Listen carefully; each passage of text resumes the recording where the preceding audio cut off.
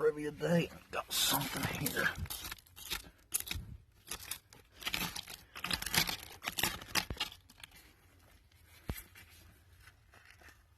A whole, close to whole battery jar with the lid and all. Nice. That one's not broke? Oh yeah, it's broke too.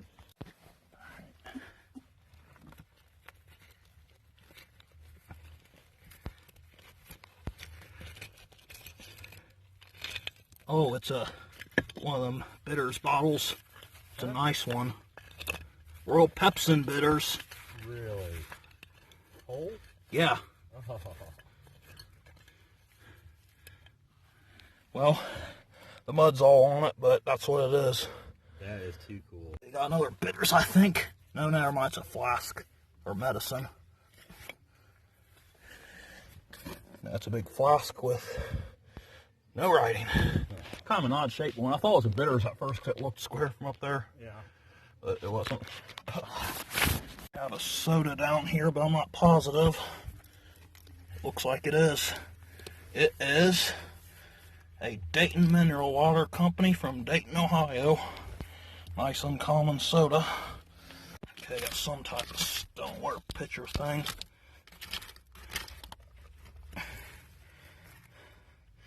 Oh, the handle's broken, but it's still a nice looking piece. Actually, I don't think that's granite where it's actually copper or brass, so that'd be worth taking home to recycle. Oh, wow. That's a beer. It's a nice Holland Camp from Dayton, Ohio. Soda here, I think. No, it's a citrate of magnesia, I think. No, never mind, it's a soda.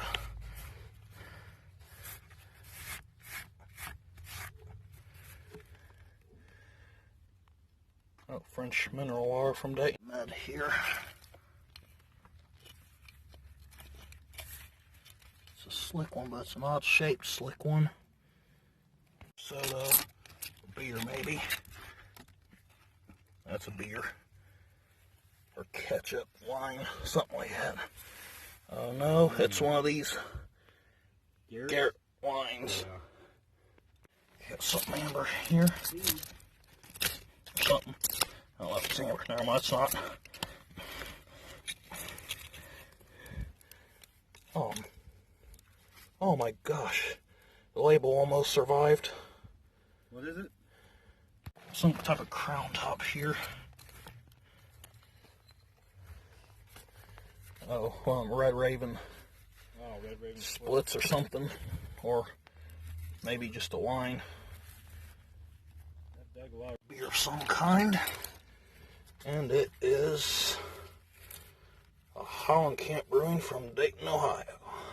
Another beer, I think. Oh, top to the good jar. It's a ground lip. It's a shame.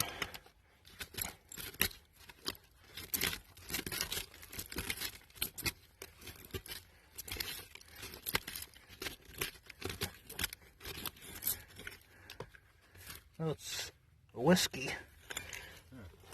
Oh, nice amber hanger. Oh, I was just talking about that. I think it's amber anyway. Put up to the sun. Yep. Ambers are much less common than the clears. Another one down here. Take a break, maybe. Start shoveling. Another French mineral water works from Dayton. It's a good one.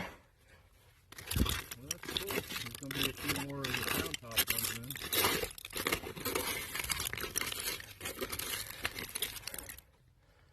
Okay. Got something here.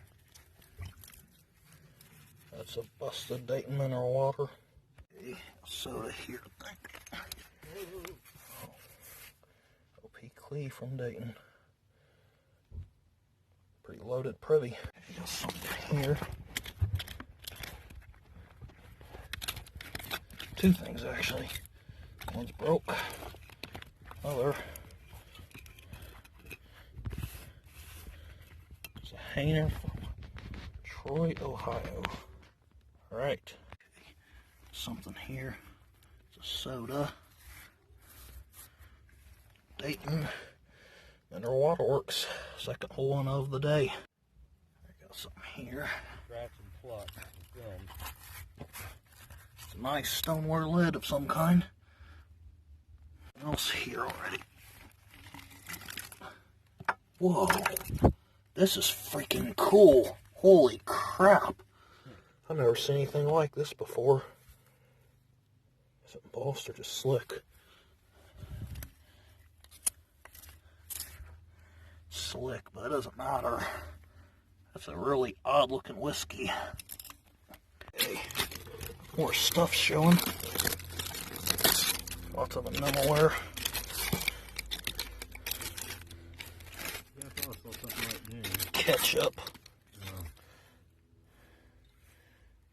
Slick one.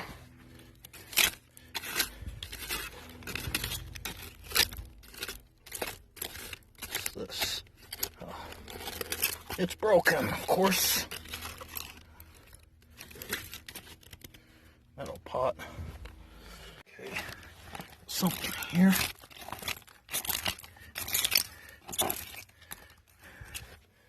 Oh, heck yeah.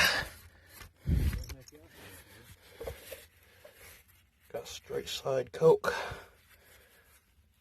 from Dayton, Ohio. Alright. Okay, got a big old crock here.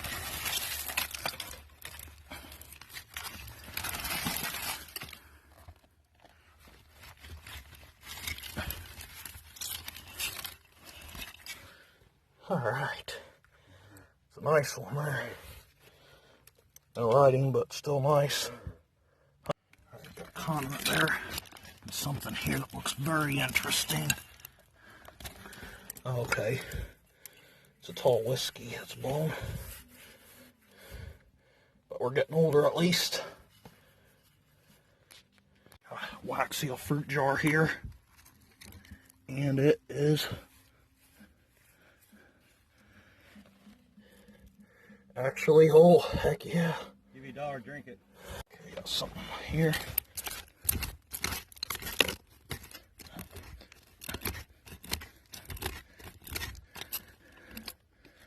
Oh, what the heck? Man, that's a big old pickle. I thought it had some really black, like poop layer stuff in it. Man, that's cool. Even had the lid that goes with it. That's awesome. Crock here.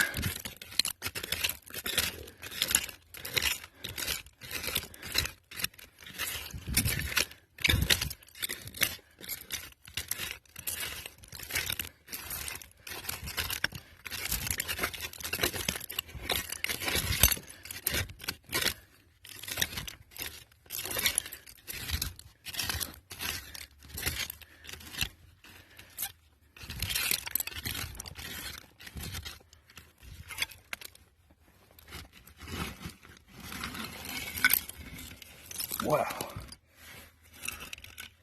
It's a big one there.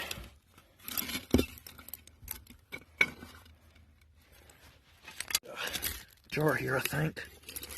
Yeah. Solder looking to just slick. Oh, it's a ketchup with a really odd top. Never seen. I got something here. Slick Druggist and Slick Wine. Okay, got something here, maybe an oil lamp. Huh, that's exactly what it is. What else down here? Crock. Alright, and it is whole.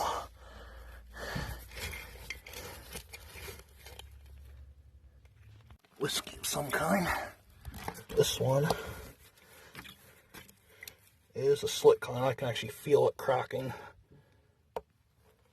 Uh-oh. I got some more stuff shown here. Ketchup. Got a crock of some kind.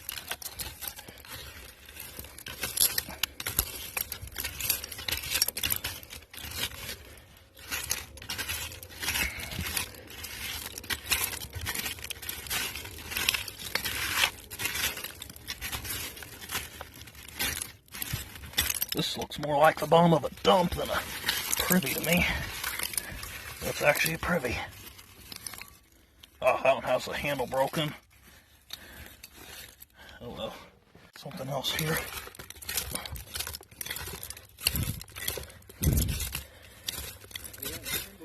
Squirt whiskey.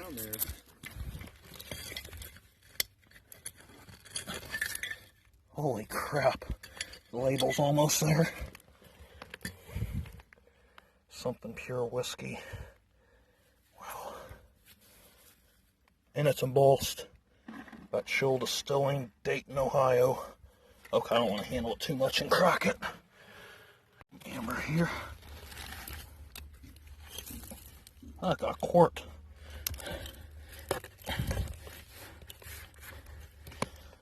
Oak Brewery, Dayton, Ohio. Alright. Some panel bottle here, either Pepto, Mangan, or ketchup, and it's a ketchup. No embossing.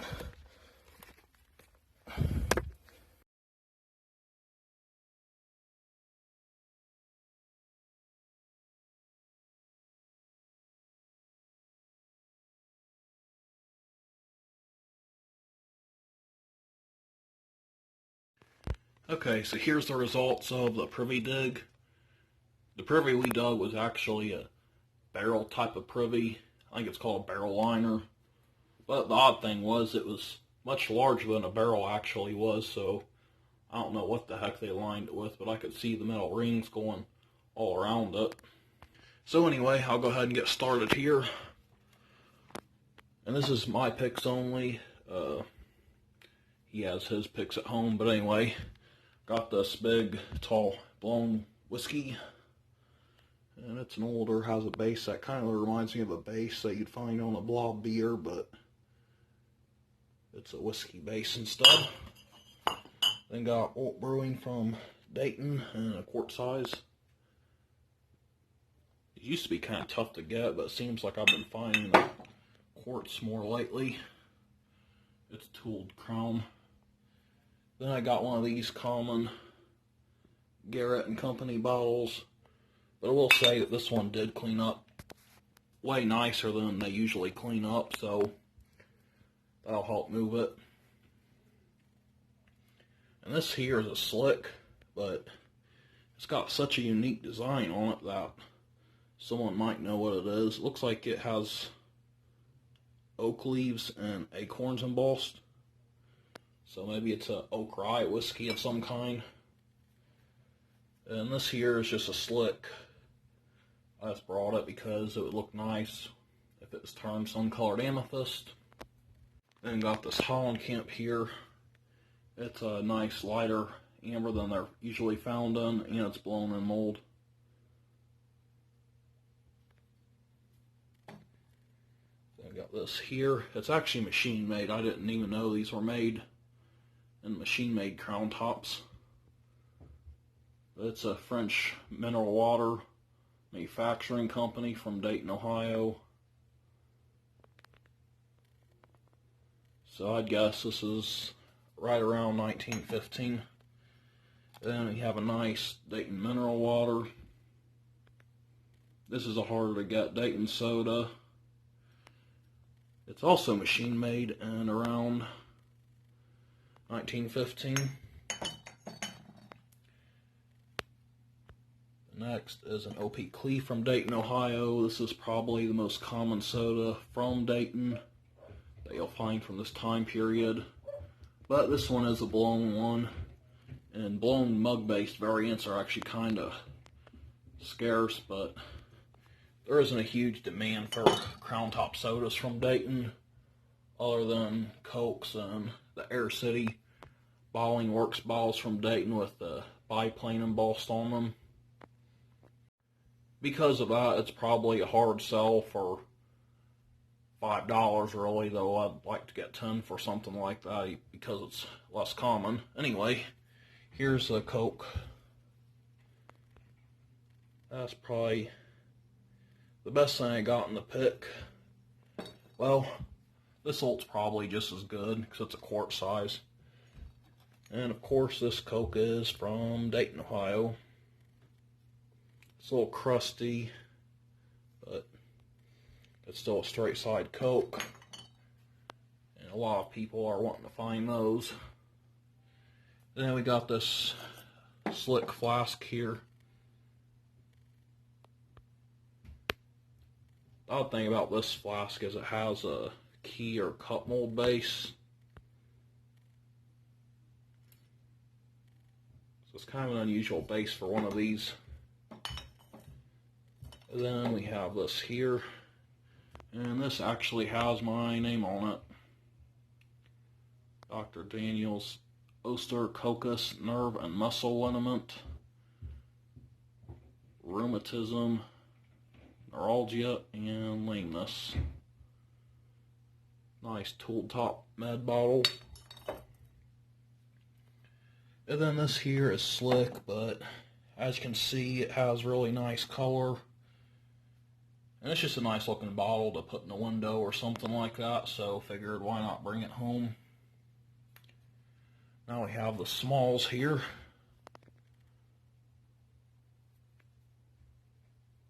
Patented March, I think that's what it says. No, never mind. Carl Kiefer, not March. Okay, so I guess this doesn't have a patent date, but I guess this is from around 1915. It actually went on one of them really large pickled cherry jars. And this here cleaned up really nice, as you can see. It's actually a baby doll nurser bottle. And to go with it, we have the plate here. Little doll dish. And last is this amber glass stopper. So I don't know if it might go to this thing here, because it might. That's the only thing amber that I found. Usually those go with flasks because they don't make any amber ketchup bottles I know of, or any other type of amber condiment bottle that takes a stopper. So that wraps up the finds from the Privy dig. Now the guy I was digging with got first pick. He won the coin toss, and I thought that was fair anyway, since he probed out the Privy, and I was actually going to give up, but he talked me into persisting, so it turned out that he was right, and that it was actually a nice Privy, and this Privy was almost like a dump in a way. There was so much rust and metal down there, it was unbelievable. Oh, and also, one more thing. Now, I did sell off one of my Crocs already, but I got this here. It's an all-white Croc, which is kind of odd because these are usually two-tone. So that was the final find. And what the guy that I was digging with picked was a nice, what is that called? Royal Pepsin bitters. I think they're from St. Louis. And that was a good pick because I think that was the best bottle that we dug out of there. And he also got a nice 1857 coin of some kind, as well as a nice label, Actual Distilling from Dayton, Ohio. I'm also going to include these in the video because these are all new bottles that are available. Some of these were found recently, others I've had a while and just forgot about. So I'm actually going to start with this first row here because I don't want to grab something from the back here and knock something from the front down. So here's this here. It looks like a Florida Water, but it would have had a paper label. That one was found in East Central Indiana. And this one was also, and this is a Oakland Chemical Company. It says the oxygen on one side. They also make a slug-plated version. Well, not slug-plated, but a front embossed version. The embossing would be in the center somewhere like this in a circle. So this is a heel embossed version. Then we have this here. I must have dug this a while back because I've had it in a box of bottles, well, a tub of bottles. I've been on my parents' porch for a while and it was all dusty and dirty, but I figured I'd clean it up. It's Dr. Solomon's Witch Hazel Cream for skin and chaps. And I think I might have an older Solomon bottle, but I'm not positive. And I think it's from St. Louis, Missouri, if I remember right. So that's a 1920s one, and it actually has an S on the base, which is kind of odd for a medicine bottle because normally only sodas have an initial like that on the base. Then we have this. This was another Indiana find. Arbuckle Bros from Chicago. It's a medicine or extract from the 1920s. And then we have this here. This is another 1920s bottle. It's a Sounders extract bottle from Dayton, Ohio. The machine-made variant. And I spread these next bottles out because I needed some space. Here was a pipe that I found at home. I don't know when I found it, but it was at my parents' house actually. So I figured I'd throw it in the video. Then I got this here. This is a Will H. Mink. This was another Indiana find. It's a scarce crown top, maybe even rare. Maybe eventually the demand for crown tops from Indiana will go up, but right now they're pretty low. Outside of the Coca-Cola bottles and the imitators. And got this nice insert here. This is from the Consolidated Fruit Jar Company. I don't even know which way this is supposed to go. Think like this. Yeah. And it is a number 13. Which means there should be a greater demand for it, but maybe not, because maybe it's just the blue ball jars that people are after if they have a 13 embossed on them. Now, the other high numbers that are double-digit numbers are just as scarce, supposedly, but because of the myth that involves the 13 jar, there's a greater demand for the 13 jars. Then next is this here. It's a meat pot. And this one actually has embossing on the bottom. It says something from Liverpool. And it has a lighthouse embossed on it. Don't know much about it, but it's pretty nice. And last, we have this lightning rod insulator. This one was a find from Lebanon, Ohio, in a permission dump. Now, Ruth from Sister Lady Adventures is a permission expert, and she just scored 3 permissions right in a row. I could never do that. I forget what I'm saying mid-sentence, which is why I have to edit the crap out of these videos before I make them public, because I can't even speak properly. But she's a good talker, and yeah, I think she's gotten every single permission that she's tried to get permission at, so that's pretty impressive. Anyway, here's the next find. Well, I actually bought this out at a garage sale years ago, but I've upgraded. It does have a big old crack in it, but it almost displays nice. You can see just the tip of the crack there if you were to display this bottle. And this is actually harder to get Middletown milk. I mean, it's not rare, but it's definitely harder to get than some of the other dairies like Avalon Dairy, Early's Dairy, Middletown Sanitary Milk, and Stokes Dairy. So there's not a huge amount of these around, but they're not rare because there is enough of them around where you do see them here and there. I've got all 3 sizes of this bottle, but I think I need an upgrade of a half pint for my personal collection because the half pint that I dug up's cracked too. So till then, I'll keep it in my collection. There's a lot of clowns out there that are all about condition. If there's something that a person needs for their personal collection, And they're a true collector, they're going to keep it even if it does have something wrong with it.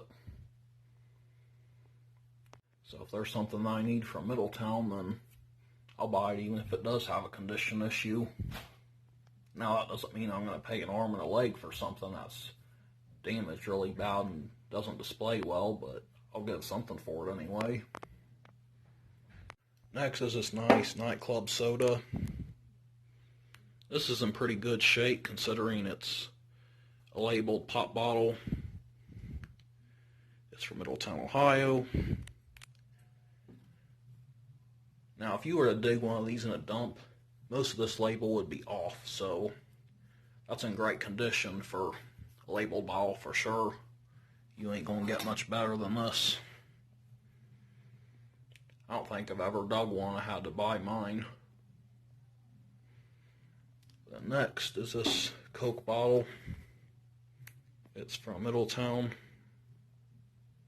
Now, if you were digging a canal dump in Middletown, you'd be finding some of them here and there, but outside of some of the surrounding cities of Middletown and Middletown itself, these are not all that common.